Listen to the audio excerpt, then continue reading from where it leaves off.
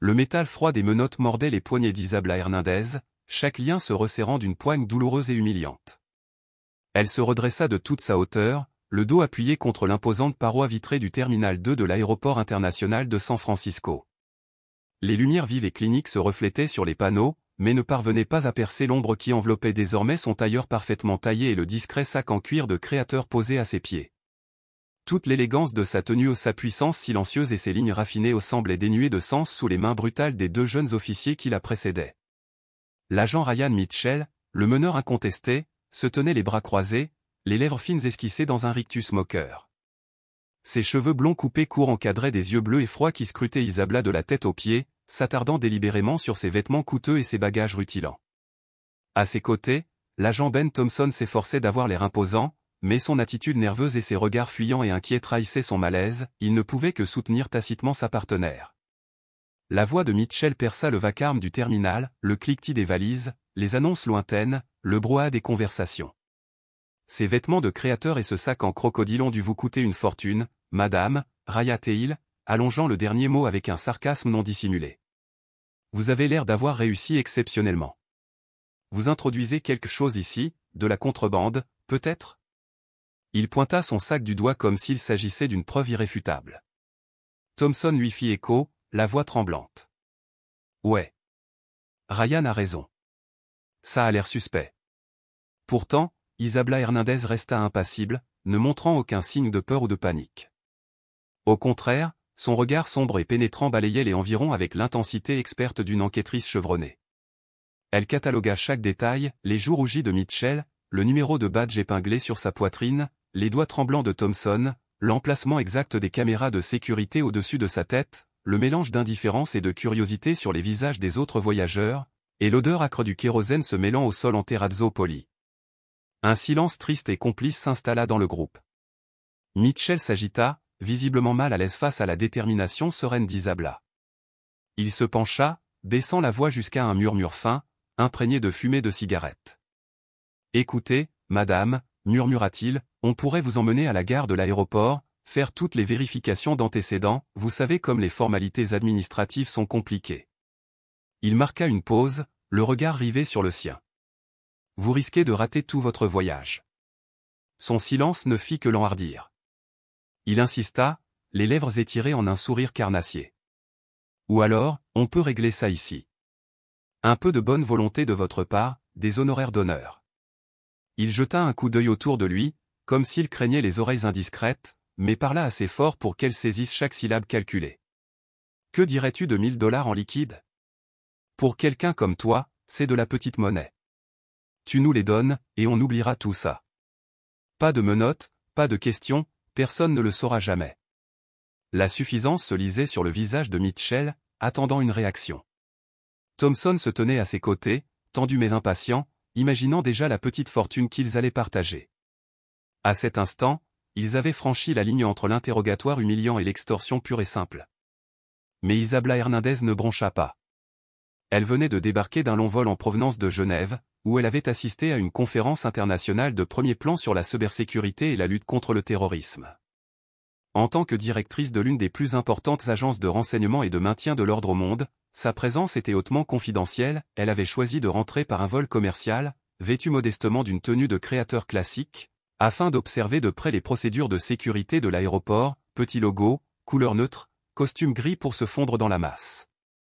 Or, ces plans soigneusement élaborés avaient été anéantis par deux officiers aveuglés par les préjugés et la cupidité. Le sourire de Mitchell vacilla sous son regard inflexible. Il se pencha encore plus près, d'une voix basse et menaçante. « Juste 1 000 $, madame.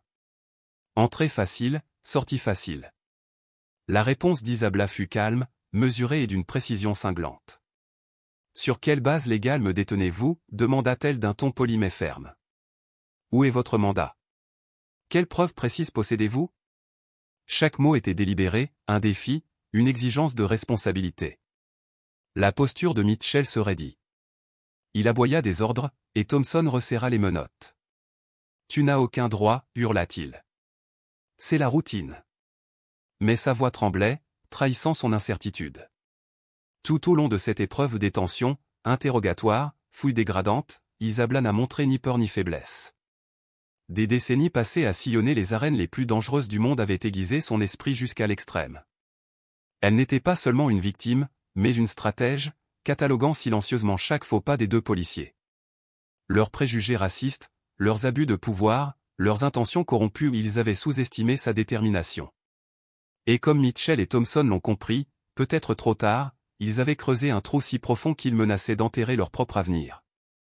Isabela Hernández, la seule femme latino-ligotée par du fer froid dans un centre international animé, est restée inébranlable, son esprit traçant déjà le chemin vers la justice. Elle était également une experte en enquête, collectant silencieusement chaque élément de preuve lorsque Mitchell lui a fait son offre de chantage effrontée. Isabela ne fut pas surprise, elle avait anticipé ses arrière-pensées dès la première insinuation. Elle resta parfaitement immobile, soutenant son regard sans cligner des yeux, non par défi insensé, mais pour le laisser s'enfoncer encore plus profondément. Son silence inflexible ne fit qu'attiser son arrogance, il se fit plus loquace, dévoilant des détails accablants à chaque mot vantard. « Quoi ? Tu n'as pas d'argent ou tu refuses tout simplement de coopérer ?» cracha Mitchell, sa patience finissant par céder à son calme troublant. « Très bien. Va au poste. Tu leur diras tout. » Il fit signe à Thompson de l'escorter ou peut-être jusqu'à la police de l'aéroport, ou dans un endroit plus isolé pour faire monter la pression. C'est à ce moment-là que la balance a basculé. Isabela Hernández, forte de son dossier de preuves irréfutables, profilage racial, abus de pouvoir, arrestation illégale et menottage, aboutissant désormais à une tentative d'extorsion, savait qu'elle devait agir. Ces deux policiers impétueux devaient comprendre la gravité de leur erreur. Tandis que Ben Thompson la poussait par le bras, elle leva la tête et parla.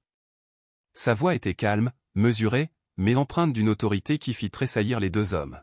« Je dois passer un coup de fil, dit-elle. » Mitchell ricana, son arrogance vacillante mais toujours présente.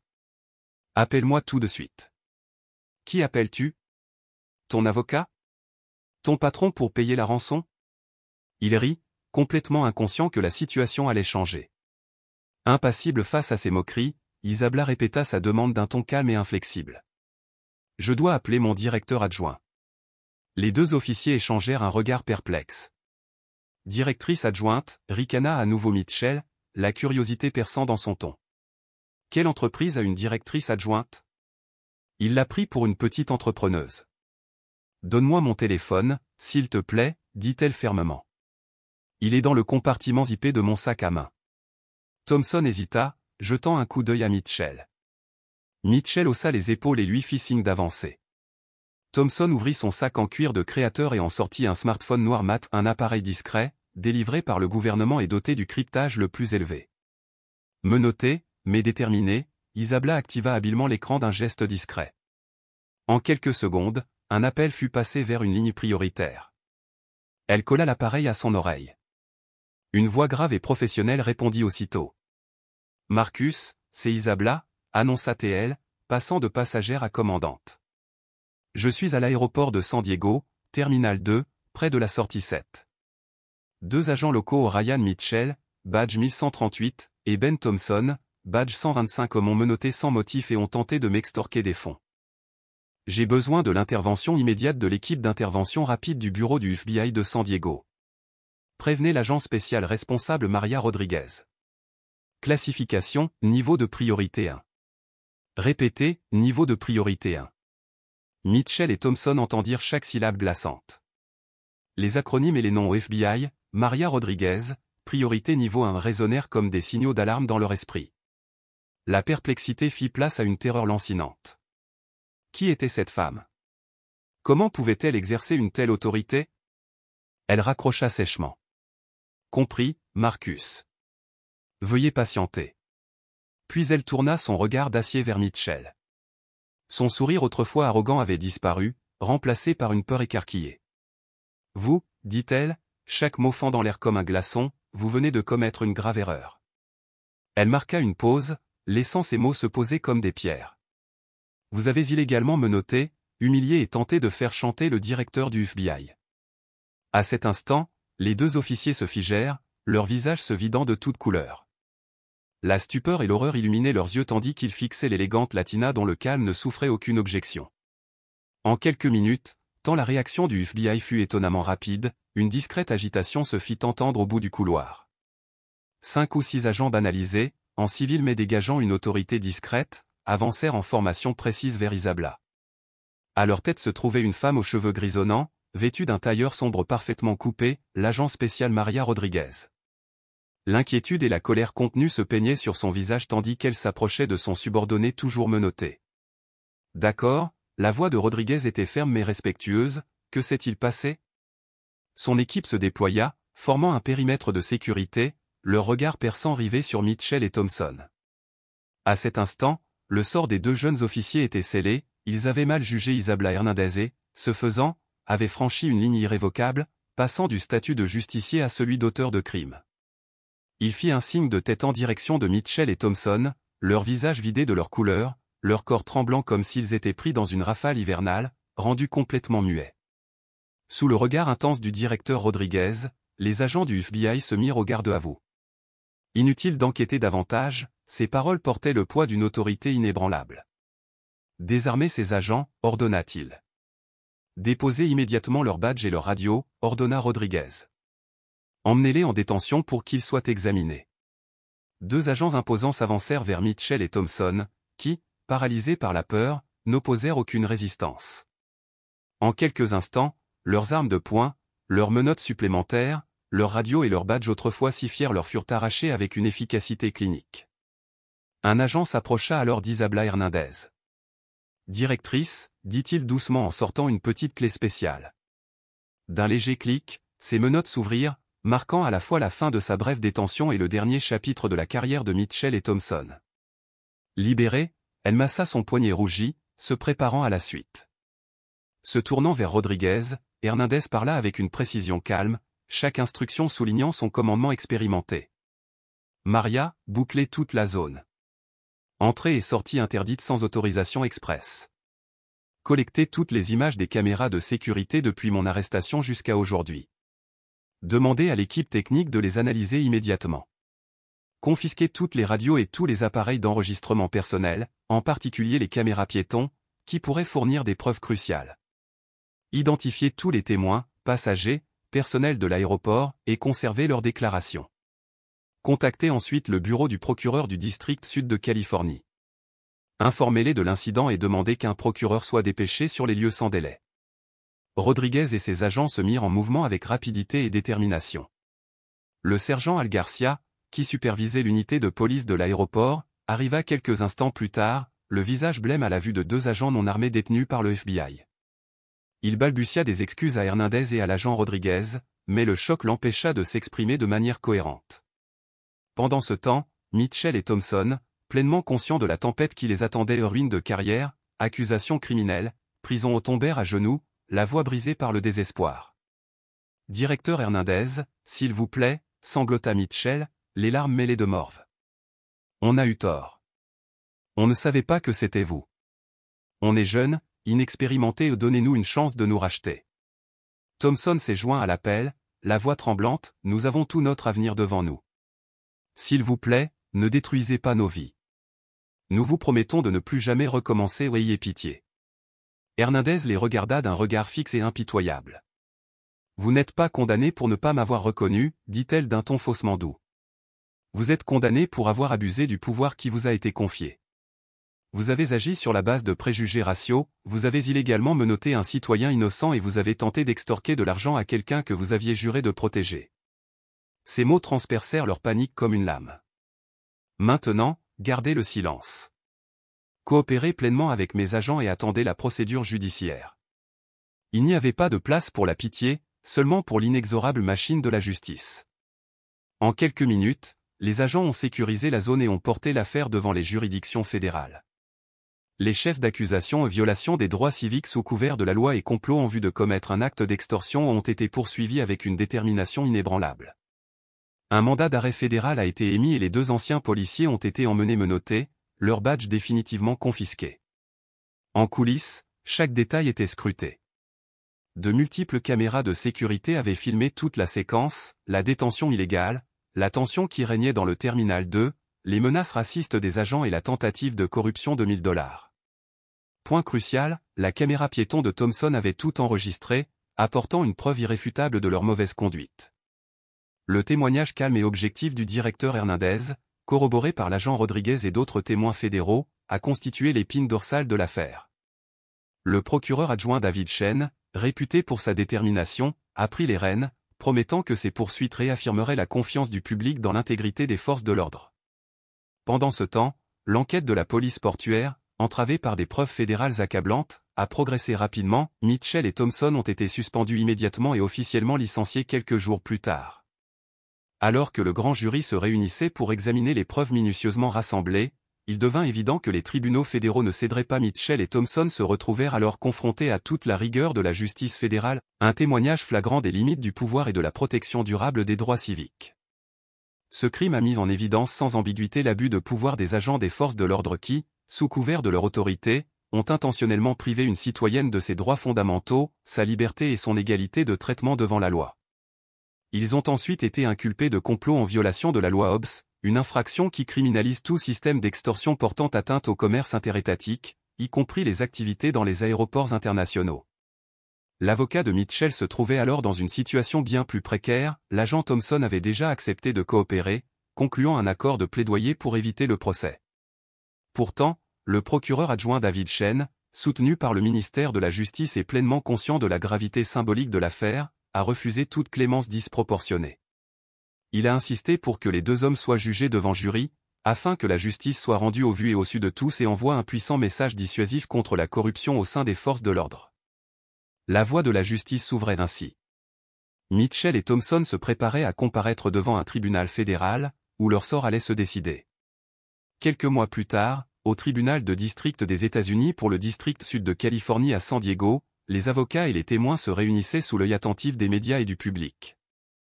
La victime n'était pas une simple citoyenne, mais la directrice du FBI elle-même, et les allégations soulevaient d'épineuses questions de racisme, d'abus de pouvoir et de corruption systémique. La salle d'audience était remplie de journalistes, de militants et d'habitants inquiets. Le procureur adjoint Chen a présenté un dossier méticuleusement structuré au jury de 12 membres. Les images de sécurité de l'aéroport montraient les deux agents en train d'arrêter, de fouiller et de menotter la directrice Isabela Hernandez. Mais la preuve la plus accablante est arrivée ensuite, les enregistrements audiovisuels de la caméra piéton de l'agent Thompson. Pendant la diffusion de la cassette, toutes les têtes se sont tournées mais le silence s'est installé au son des insultes racistes de Mitchell et de son impudente demande de paiement. Lorsque la directrice Hernandez a témoigné, elle portait un professionnalisme serein comme une armure. Avec une clarté et une précision remarquables, elle a raconté chaque instant de son calvaire, non pas en plaignante lésée, mais en citoyenne bafouée. Elle a parlé avec un tel calme que le contre-interrogatoire de la défense n'a pas réussi à l'ébranler. Même les agents du FBI arrivés sur les lieux ont témoigné de la panique de Mitchell et du minutieux travail de collecte de preuves qui a suivi. Les aveux de Thompson, admis au tribunal, ont corroboré l'intégralité du complot d'extorsion, en particulier le rôle principal de Mitchell dans son orchestration. La défense a déployé un ultime effort pour atténuer le choc. Mitchell aurait agi sur un coup de tête, une blague mal avisée, lancée sous le stress dans un aéroport chaotique, a-t-elle soutenu. Elle a remis en question les motivations de Thompson, suggérant qu'il cherchait à s'attribuer la responsabilité pour obtenir une peine plus légère. Elle a nié toute intention raciste, qualifiant l'insulte de plaisanterie sur le coup de l'instant. Mais ces affirmations se sont effondrées face au poids des témoignages unanimes et des enregistrements irréfutables. Après seulement quelques heures de délibération, le jury rendit un verdict unanime. Ryan Mitchell et Ben Thompson étaient tous deux coupables de violation des droits civiques sous couvert de la loi et de complot en vue d'extorquer de l'argent en vertu de la loi Hobbes. Le visage de Mitchell se vida de ses couleurs et Thompson baissa la tête en signe de résignation. La justice, semblait-il, avait été définitivement rendue. Quelques semaines plus tard, lors de l'audience de détermination de la peine, la procureure adjointe Chen a dénoncé la trahison de la confiance du public par les policiers et le caractère particulièrement répréhensible de l'extorsion à caractère raciste pratiquée par ceux qui ont prêté serment. La directrice Hernandez a prononcé une déclaration poignante sur l'impact de la victime, mettant l'accent non pas sur sa souffrance personnelle, mais sur le préjudice plus large infligé aux relations entre la communauté et la police.